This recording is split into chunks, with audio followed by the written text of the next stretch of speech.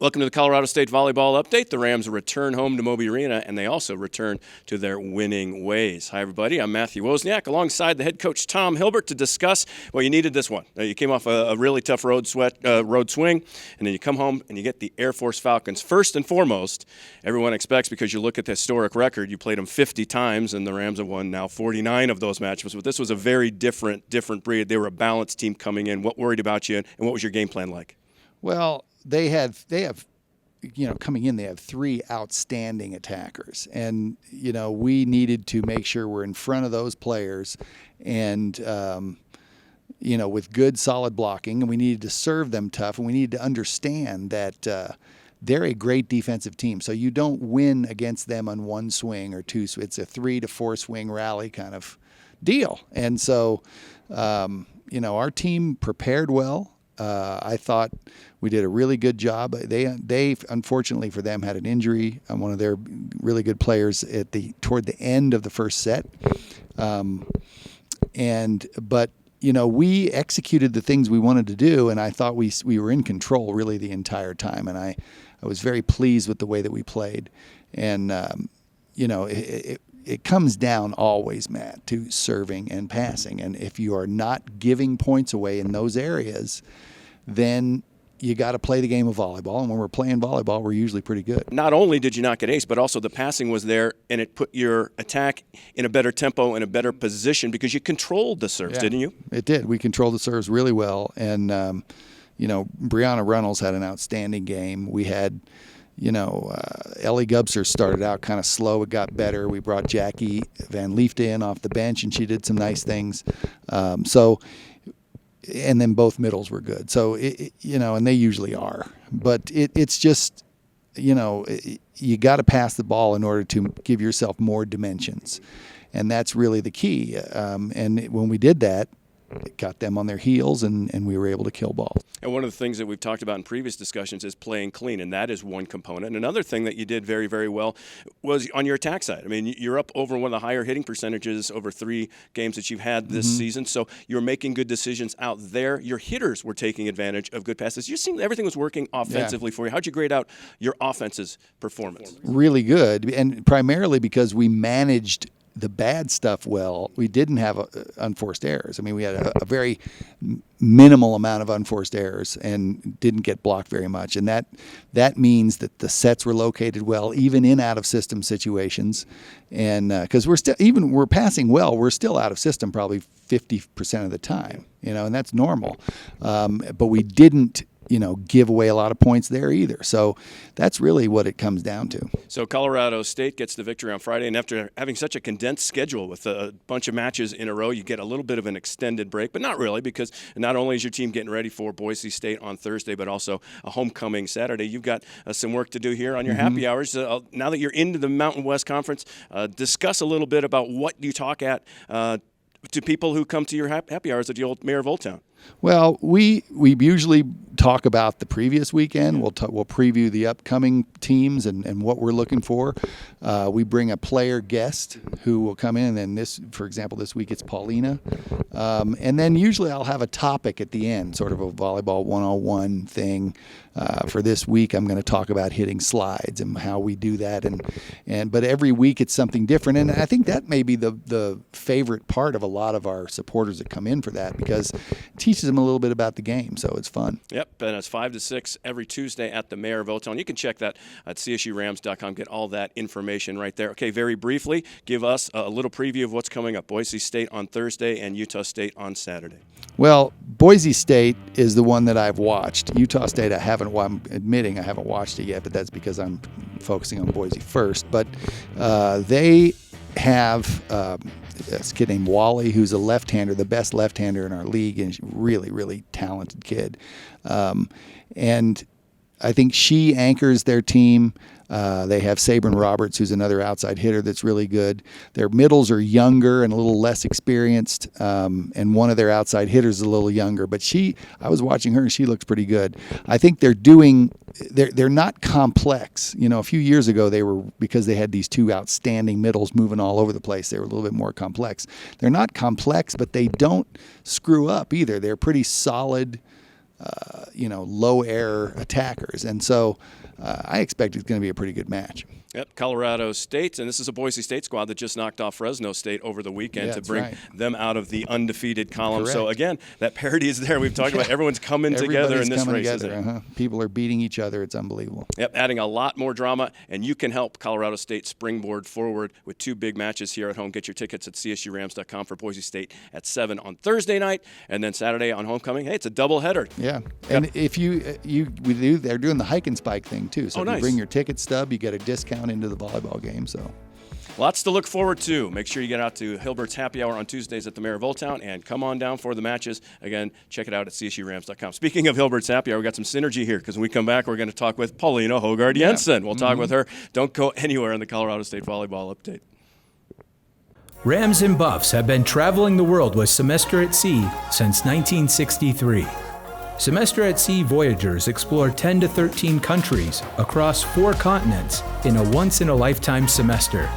Whether you're a high school student, current undergraduate student, or an adult adventurer, we are now welcoming spring and fall applications. Visit semesteratsea.org to learn more about student and lifelong learner voyages. Best of luck to both teams. It's times like these when you've got to stay centered. The 2018 Nissan Rogue, with available Pro Pilot Assist that can help keep you centered in your lane. Experience it only at your local Nissan store. Now the most exciting tech you own is in your driveway. Get to Nissan, proud supporter of college athletics.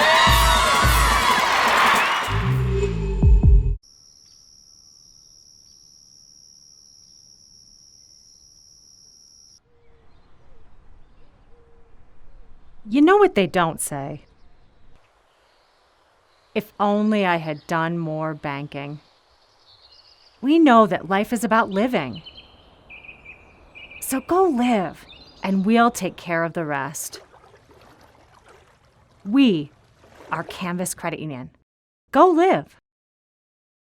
Welcome back to the Colorado State Volleyball Update. Pleased to be joined by middle blocker Paulina Hogard-Jensen. Paulina, we spoke earlier in the season. How have things gone since our last discussion? What's the improvement been like? Because your game has certainly improved. Yeah, I expected what was going to happen in the beginning of the season. I was going to get more blockers on me, and I think I finally figured out how to handle it. How did you figure it out? What are you doing now differently? Because your percentages have increased significantly since we last talked. And so what things have you put into We've been working in practice on Katie speeding up the sets. Okay. So the blockers are a little more not as stable when they block me. And then I've just been working on my shots in general.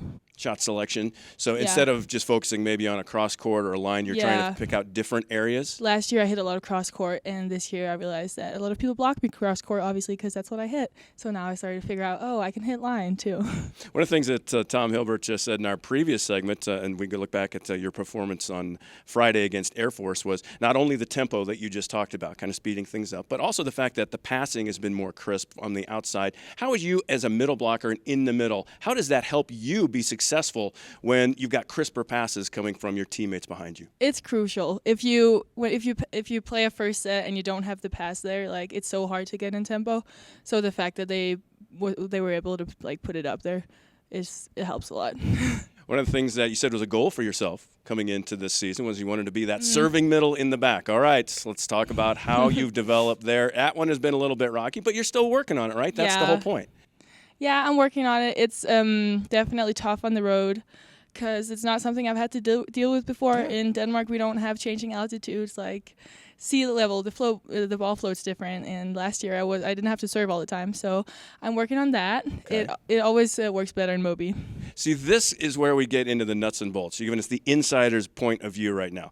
I was always sort of under the impression that the whole sea level and being up at altitude was a myth. But you're telling me as a player that it's a noticeable difference and you have to adjust. Is that true? Yes, and they also have different balls. People have different balls, and I know it's not an excuse, and I look at other teams and I'm like, okay, it doesn't affect them. Yeah. But for some reason it affects me. Well, now it makes sense. The ball makes more sense to me than maybe the altitude. But you're telling me it's true. Okay, so this is why we do these. This gives us a very important learning curve here to figure out some insider info. Let's continue with your game and your progression. You lead the team in blocks. You've got got 83 blocks on the season right now. And, you know, you've taken over team lead over. You had a really good couple 3 matches or so. Have you found another opening or another level or another ability to work with your teammates in order to improve your blocking skills this year? How's that worked out for you? Yeah, we're definitely focusing a lot in practice because everyone wants to get better. From freshman year, we had a really good blocking year. Last year, we did not. So everyone is like, we have blocking breakouts all the time, and we're really focusing on keeping the energy very high in practice every time we work on that and keep the focus really high too.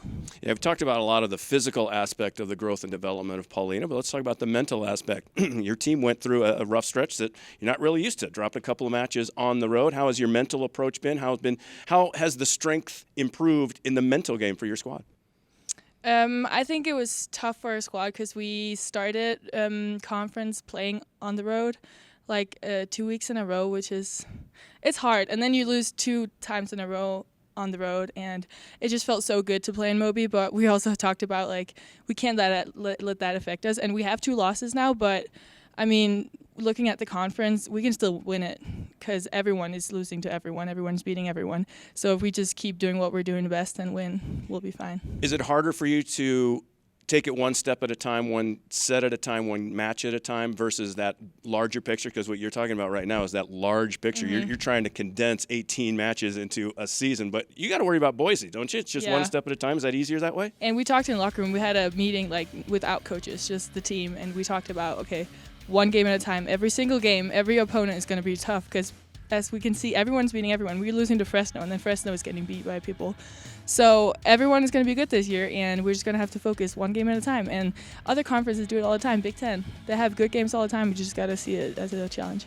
Colorado State relying on the talents not only offensively of Paulina Hogart-Jensson, as I mentioned, the leading blocker for. Okay, but we'll wrap this one up. Final question. When we sat down last time, I asked you for a little travel log of your home in Copenhagen. What was great about it? So let's talk about what your experience has been like here in Fort Collins. What do you like here in Fort Collins? What draws you to the campus community? What do you like enjoying doing when you're not working on your serve or you're practicing with your team? So I love going to the mountains. We don't have mountains in Denmark. Actually, yesterday we took a little team trip, or some of us went to Estes Park. Nice. And we brought our homework because we have to do that on days off because we don't have other time to do it. True. But we also took a walk around the lake, and sometimes we take walks. We can't really hike in season because we're all tired, but we like to drive up places. See any elk?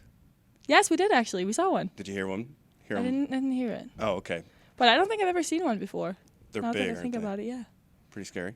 It was far away, so I wasn't scared. But if it was on the road, I would be very scared. Oh, yeah. Well, Estes Park, if you've been around here, you know that they're just kind of wandering all over the place. But anyway, that's Estes Park. Let's focus about Moby Arena. Paulina, thank you very much. Appreciate your time. Hopefully we'll talk to you in another month, and you guys will be on your way to a championship. How about that? Yeah. Sounds great. Paulina Hogart-Jensson. I'm Matthew Wozniak. Thank you for joining us here on the Colorado State Volleyball Update. We'll see you next week.